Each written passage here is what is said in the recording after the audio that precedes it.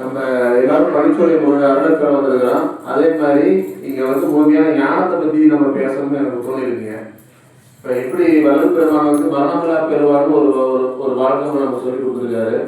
அதை எல்லாரும் அறிஞ்சிருக்க மாட்டாங்க, அறிஞ்சிருக்கு யாரும் தெரிஞ்சுக்க வாய்ப்பு இல்லை.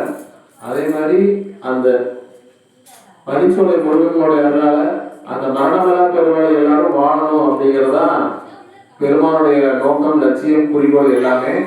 அது வந்து இங்க அம்மா மட்டும் இல்லை, இங்க இருக்கிற அனைத்து பக்த கோடிகளும் பக்தி மட்டும் இல்லாம ஞானத்தை நோக்கி ஒரு படி எடுத்து வைக்கணும் அப்படிங்கிறது தான் என்னுடைய நோக்கம் கூட.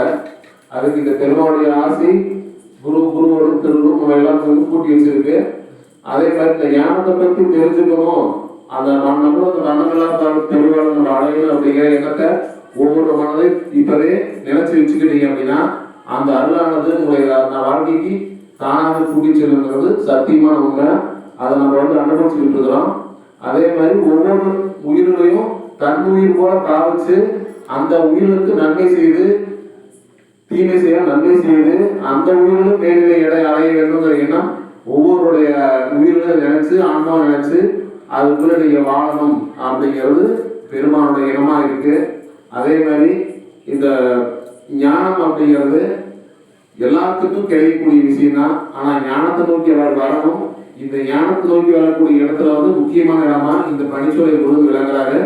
இந்த பனிச்சோலை முருகன் வந்து விளங்குறதுக்கான காரணம் என்னன்னா அந்த ஞான பழத்தை தன்னுடைய அண்ணனுடைய அருளால முருகனுக்கு கிடைக்குது. அதுதான் இங்க வந்து முக்கியமான இடம்.